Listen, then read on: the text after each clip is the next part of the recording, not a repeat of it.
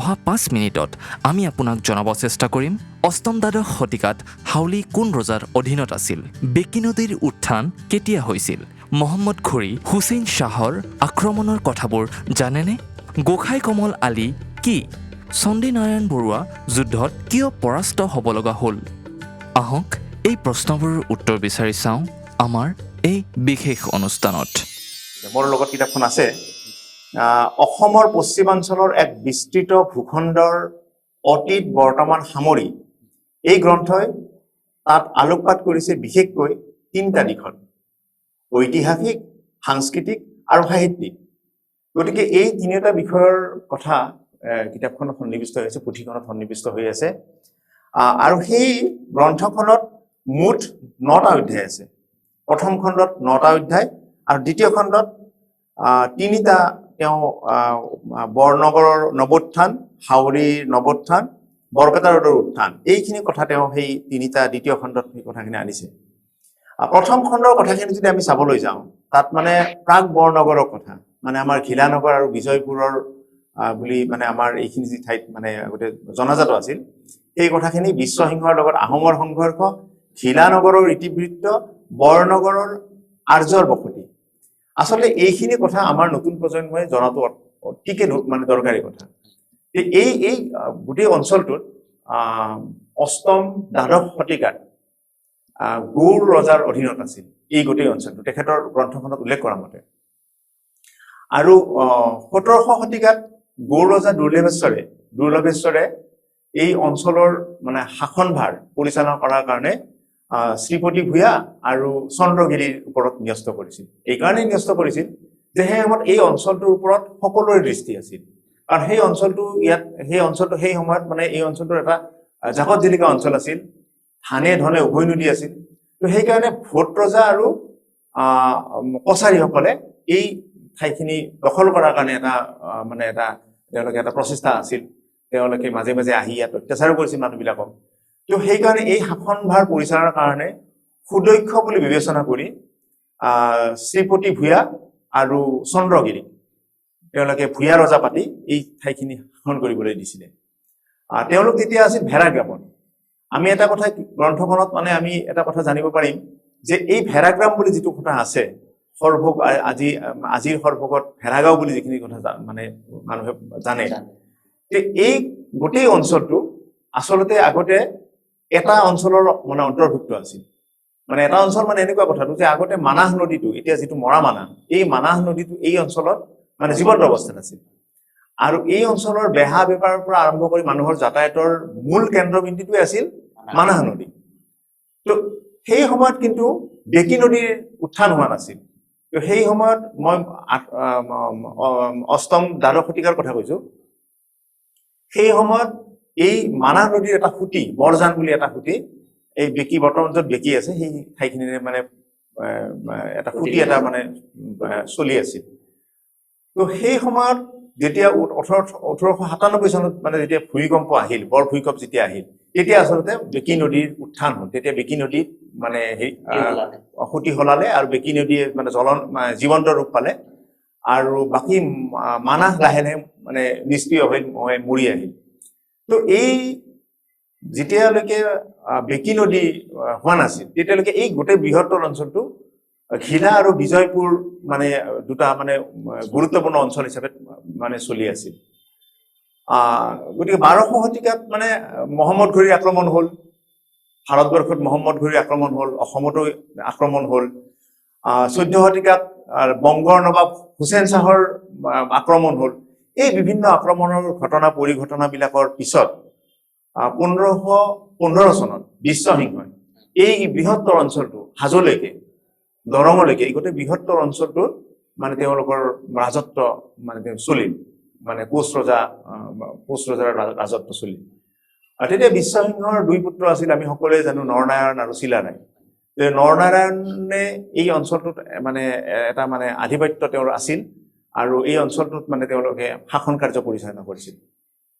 আমি জানো যে 1547 চনত তেওঁ গোসাই কমল, তেওঁৰ ভায়েক আছিল গোসাই কমলৰ হতুৱাই লখিমপুৰৰ নাৰায়ণপুৰলৈকে, লখিমপুৰ জিলাৰ নাৰায়ণপুৰলৈকে এটা গোসাই কমল আলি নিৰ্মাণ কৰিছিল। আৰু এই আলিটো নিৰ্মাণ কৰাৰ প্ৰধান কাৰণটোৱে আছিল যে তেওঁ ৰাজ্য বিস্তাৰ কোচ ৰজাই ৰাজ্য বিস্তাৰৰ কাৰণে এই গোটেই মানে পথটো নিৰ্মাণ কৰিছিল গোসাই কমলৰ হতুৱাই আৰু সেই অঞ্চললৈকে এটা সময়ত তেওঁলোকৰ ৰাজ্য বিস্তাৰ হৈছিল আমি গোটেই পটভূমিটোত নাযামে হাউলি পটভূমিৰ কথাটো আহিছো তো হাউলিত যেতিয়া এবাৰ নৰনাৰায়ণ ৰজাই মানে তেওঁৰ যেতিয়া হেৰি আছিলে পঞ্চৰত্ন সভা আছিলে পঞ্চৰত্ন সভাই তেওঁক পৰামৰ্শ দিছিলে যে আপোনাৰ ছত্ৰভংগৰ যোগ কৰিছে গতিকে আপুনি স্থায়ী সলাব লাগে আপুনি এই ৰাজধানী ইয়াৰ পৰা নি পেলাই আপুনি বেলেগ অঞ্চলত কৰিব লাগে তেতিয়া ৰজাই এই বৃহত্তৰ অঞ্চলত এটা সাৰ্ভে কৰি দেখিলে যে বীৰ মাটি ক'ত আছে বীৰ মাটি বুলি আমাৰ হাউলি অঞ্চলটোক মানে সিলেকশন কৰিলে মানে হাউলি মানে আজিৰ হাউলি সেই সময়ৰ বৰনগৰ সিলেকশন কৰি তাতে ঘিলানগৰ যিটো ঘিলানগৰ আছিল ঘিলানগৰত তেওঁ 12 বছৰ কাল উপ ৰাজধানী পাতি আছিল তো এই যে ৰাজধানী পাতি থাকিল এই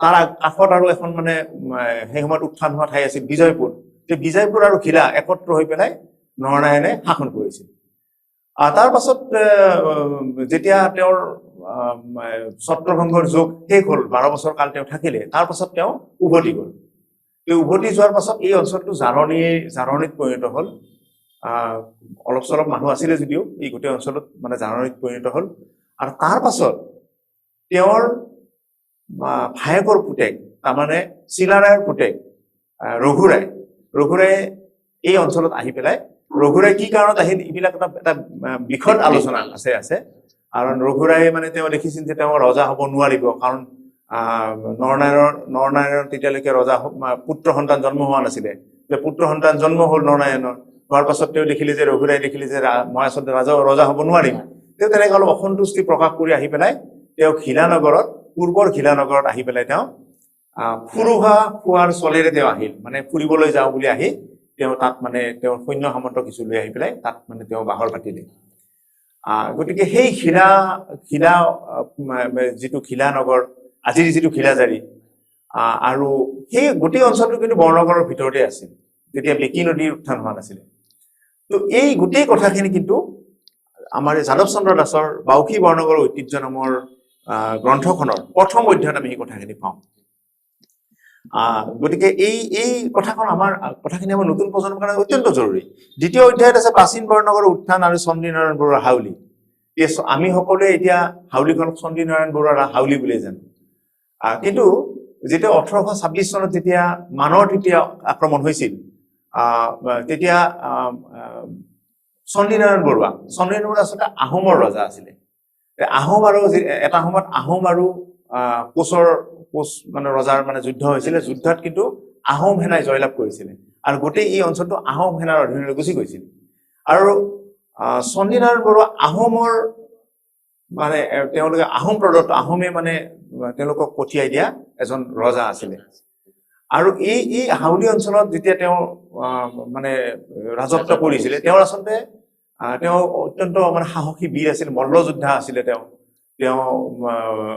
সাধক এজন আছিলে আৰু বৰ প্ৰতাপী মানে তেওঁ এজন মানে ৰজা আছিলে কিন্তু কি হ'ল কথাটো যেতিয়া মানৰ তৃতীয় আক্ৰমণত এই সময়ত 60 জনা পৰগনাৰ মানে যেতিয়া শাসনকৰ্তা আছিল হলকান্ত বৰুৱাই দেখিলে যে এই অঞ্চলটো যদি মই মোৰ দখললৈ নিব লাগে তেনেহ'লে মই মানৰ লগত মিতিৰালি কৰিব লাগিব আৰু সেই মিতিৰালিটো কৰি পেলাই তেওঁ এই যিটো কুবুদ্ধি তেওঁ কৰিলে আচলতে কুবুদ্ধিৰ মানে কিন্তু তেওঁলোকক প্ৰশ্ৰয় নিদিলে তেওঁ মানে এটা টেকনিক মানে এটা কৌশল অৱলম্বন কৰিলে যে হলকান্ত বৰুৱাক আমাৰ ফুলীয়া কৰি চণ্ডীনাৰায়ণ বৰুৱাক যদি আমি মানে পৰাস্ত কৰিব পাৰোঁ তেনেহ'লে হলকান্ত বৰুৱাক পিছত আমি পৰাস্ত কৰিব পাৰিম তো সেই ভাবি তেওঁ মানে চণ্ডীনাৰায়ণ বৰুৱাক আক্ৰমণ কৰিলে আৰু সেই আক্ৰমণত চণ্ডীনাৰায়ণ বৰুৱাই কিন্তু খুব সাহসেৰে খুব বীৰত্বেৰে যুঁজ দিছিল এই কথাখিনি কিতাপখনত আছে গতিকে সেই যুঁজটো দিয়াৰ পিছত আচলতে যুদ্ধত তেওঁ জয় হ'ব পাৰিলে হয় যদিহে হলকান্ত বৰুৱাই তেওঁক প্ৰতাৰণা নকৰিলে হয়